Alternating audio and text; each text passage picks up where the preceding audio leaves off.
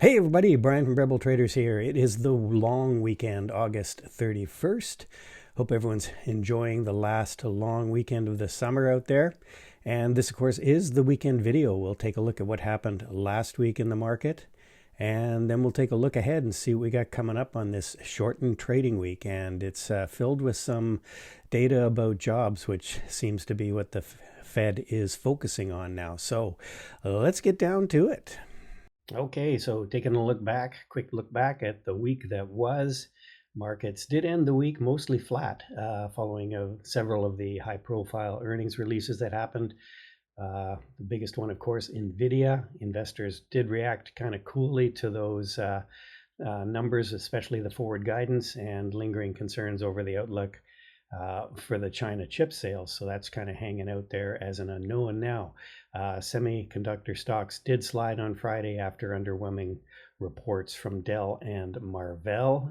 Meanwhile, we did get PCE data came out on Friday, came in line with expectations, pretty well right on the money, and that was keeping hopes alive for a rate cut in September by the Fed. So you can see here where we went out with the Dow, the Q, the SPY, and the IWM pretty much flat. Technology and the semis were really a bit of a drag on the Qs there. Energy and financials, biggest gainers on the week. Utilities and staples, interestingly, the sort of safety trades, they were the sectors that lost the most ground on the week. Treasuries down a little bit, 3.62 on the 2-year and 4.23 on the 10-year, pretty much flat there. And dollar finished flat, maybe up a fraction there. Bitcoin seems to be sliding a little bit here. Last I looked, it was 1088. We'll take a look at that shortly and see where it's currently trading. But you know, it can move up and down because it does trade 24/7, but it's down from last week, 115-ish area. So that was your week in review.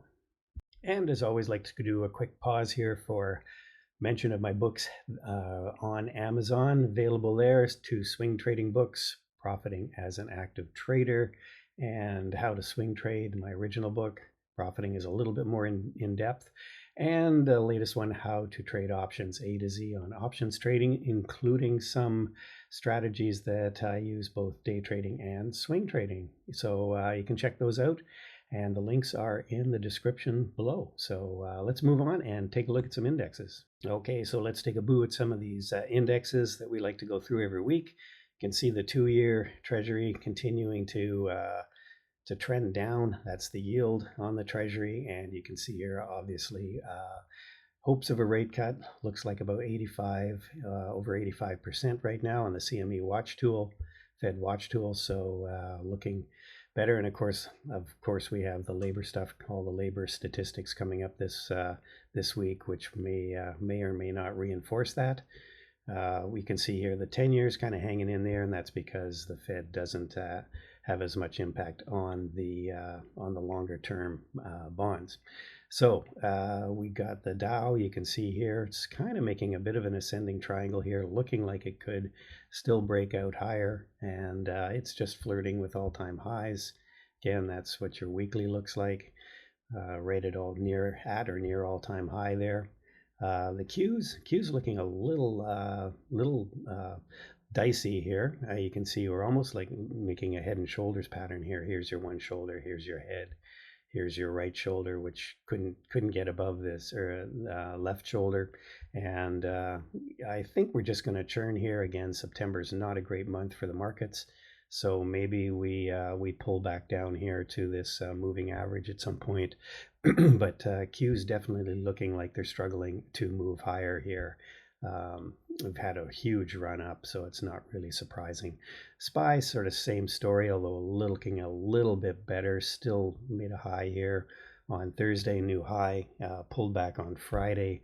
Some of the disappointing earnings reports, but SPY still in a fairly decent uptrend there. Again, maybe looking a little bit tired for the week or for the month of September. And you can see here we threw a bit of a doji there on the weekly. Same with the IWM, although it's obviously looking a lot better. You can see here's your breakout, pull back to where we broke out from, and then move higher to a new high. And yeah, IWM looking pretty, of all the indexes, looking the best, and that's why I'm still sticking with some small cap exposure. And you can see here, there's your all-time high that we may be making our way to here, 240 on the IWM. And again, it'll be reinforced if we do get some rate cuts. The VIX popped up a little bit on Friday, still well down, not flashing any red flags or anything like that. UUP just kind of churning along here with the rates. Not much happened here on the dollar on the week.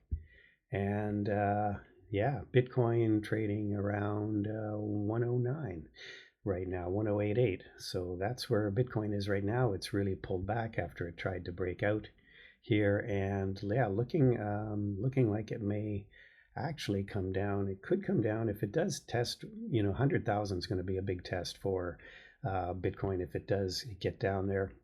Not seeing that action at this point, but you never know with Bitcoin. Can be pretty volatile. So that was your week in review.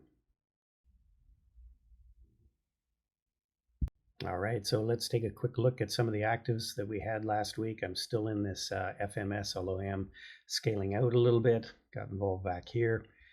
Had a nice run up.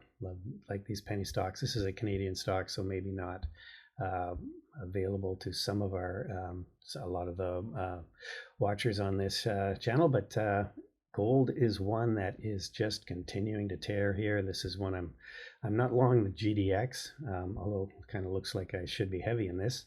I am long some other gold stocks, so you can play GDX is a great one because it's just a whole bunch of miners, so you're not exposed to an individual miner. I've got some more junior gold stocks that are doing really well. On a percentage basis, they're up way more than this ETF, but this is the safer way to play it, and I'm still long these. This is gold continues to look very, very strong here, breaking out to new highs.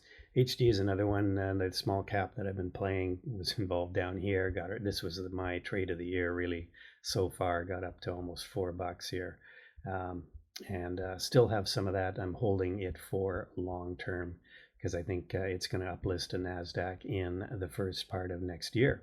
So just holding on to some of that. LABU, this is the way I'm playing XLV, or the healthcare market. It's more of a biotech play, but I'm still in some of that. Silver, again, another gold and silver play. I'm still not long SLV, but I'm long some silver stocks, some of the junior stocks, which really benefit from a nice run up, and I'm seeing a nice percentage gain on some of my holdings. You can see here the volume on silver. The SLV trust is just is starting to move up again, strong as it starts to break out. All these indicators, momentum to the upside on silver as well. So gold and silver hanging in there, and still playing the small caps with TNA. Still got a little bit of that left. Had a nice breakout here and came back, retested, and then really just started to break out. So just still playing this one on the rate cut scenario, and you can see here we are quite overbought on this thing in the stochastics, and MACD threatening to roll over here, so may take some off Tuesday. And that's how things looked from the active part of view of.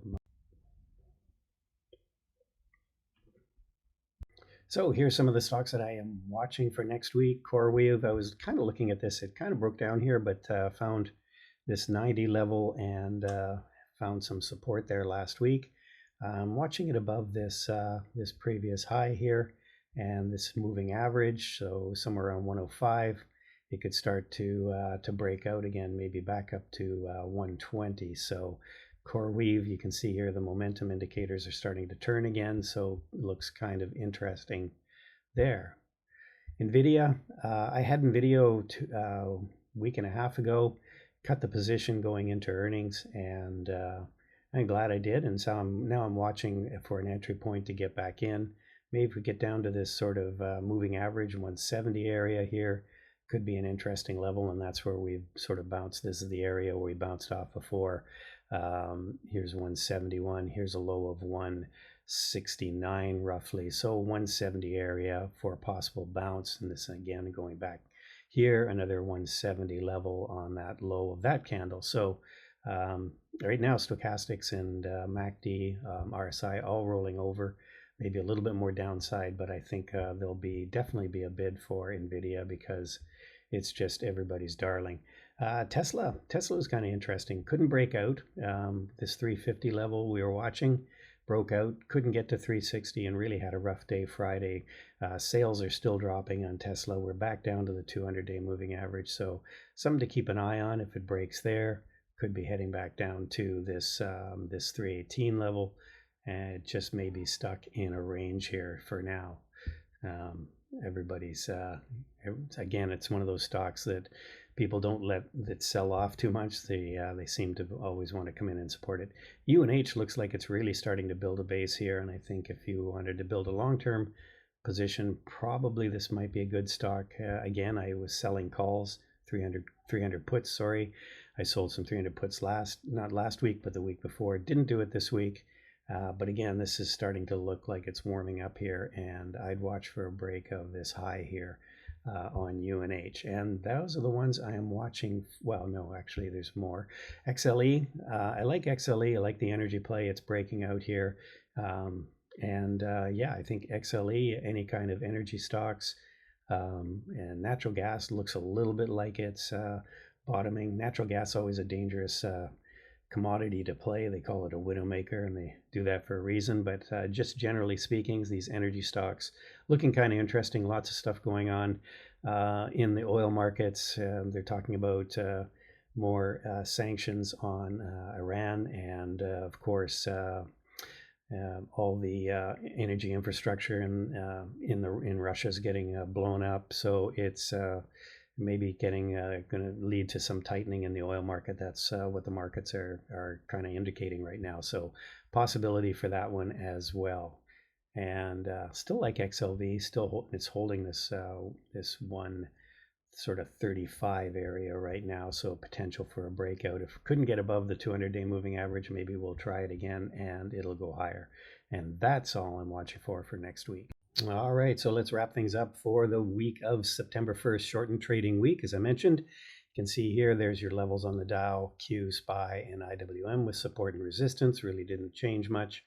Economic events, again, we're sort of stacked with a lot of jobs openings and employment data, jobless claims, which is probably going to impact the market potentially. If we still see some weakening in this labor market, will reinforce the idea that we are going to get a cut in September. And as far as earnings go, we do have some interesting ones. We've got Zscaler after the close Tuesday, CRM, AI, GitLab on Wednesday, a few retailers on Wednesday morning, CCL, Cruise Line will be Thursday morning, and of course Broadcom, again, a good read on AI, another AI stock there, and as well as Lulu retailer and some other tech names. So lots of interesting stuff coming up this week. And let's see, like my high level view, markets are still near at all-time highs. We did touch some new highs on the SPY this last week, didn't hold them though. Looks like technology, as I mentioned last week, still struggling to move higher here. We're kind of getting a little bit of toppy action, and as we know, September can be a tougher week for or tougher month for the markets. So maybe we're just going to churn around here.